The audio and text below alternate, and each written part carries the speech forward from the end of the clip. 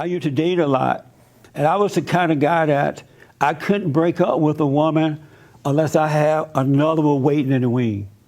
You know, that's the only way I could break up, especially if I was really into her. And some women know how to make you get really into them. Isn't that right, guys? Yeah.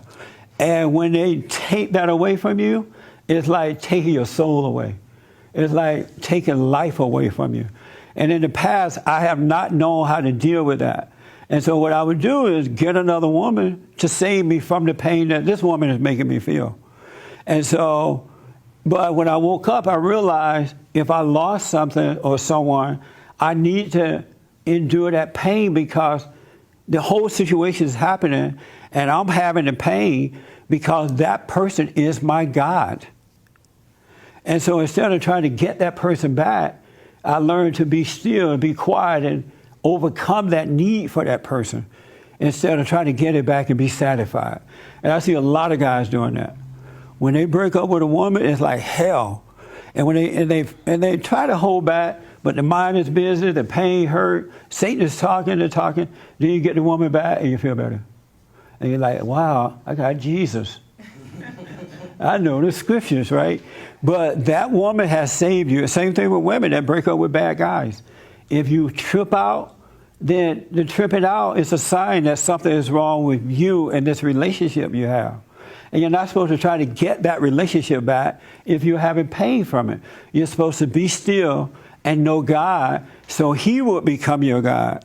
I was at the barbershop, and this Hispanic guy was telling me that we were talking about that a man should never, never, ever, ever, never have sex out of wedlock. Never. Because what it does, it addicts you. You become addicted to the person. And it becomes very emotional. And then when that relationship is gone, you want to die. You have no peace, right? And this Hispanic guy said, yeah, you're right. I tried this with the last girl I was dating.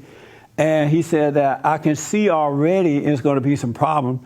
So I decided I'm not going to have sex in case we break up. And they broke up. And he said for the first time in his life, he was able to walk away unaffected, and she was too. They weren't crazy about, they didn't fight each other. They didn't run after each other. They saw that the relationship was not going to work. It wasn't meant to be. So nobody was damaged from breaking up.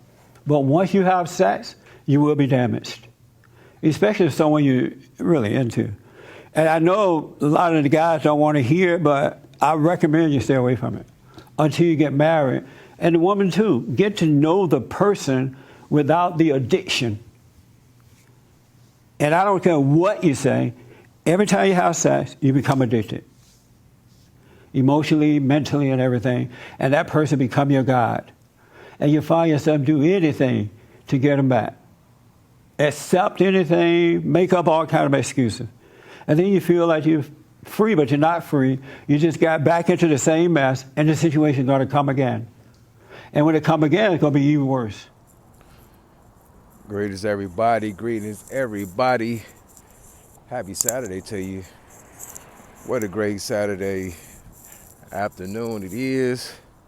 So beautiful and nice out here.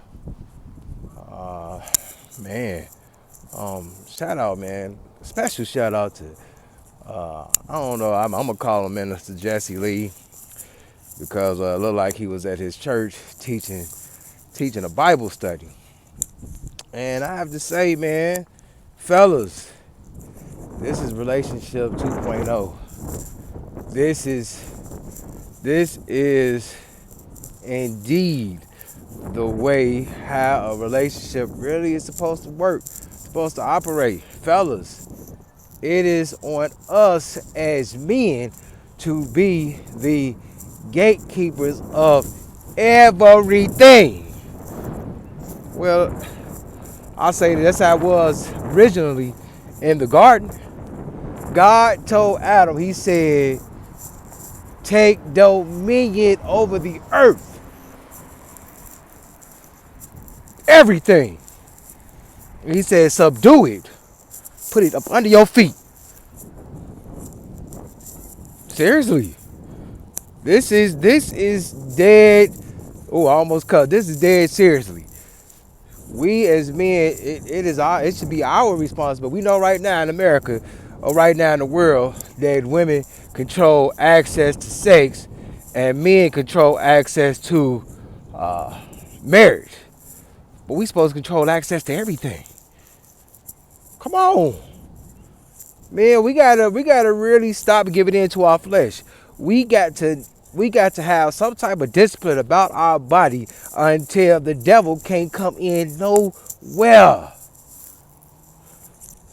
No, some men got resistance, when it come down to food. Some men have access to resistance when it come down to listening to certain music, when it come down to watching certain things, when it's come down to reading certain material, when it come down to having certain type of conversation.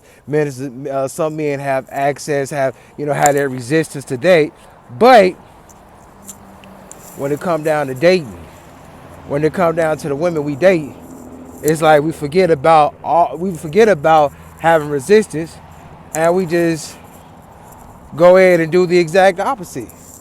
How is it in this world we live in, whereas you have people that are brilliant people, that are like excellent in whatever their job is. They're excellent at being a doctor, excellent at being a chemist, excellent at being this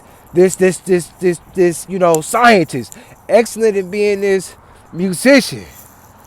But for some reason, all those brains and all those skills that they have, they forget. They forget when it come down to dating and relationships. They lose everything. You know what I'm saying?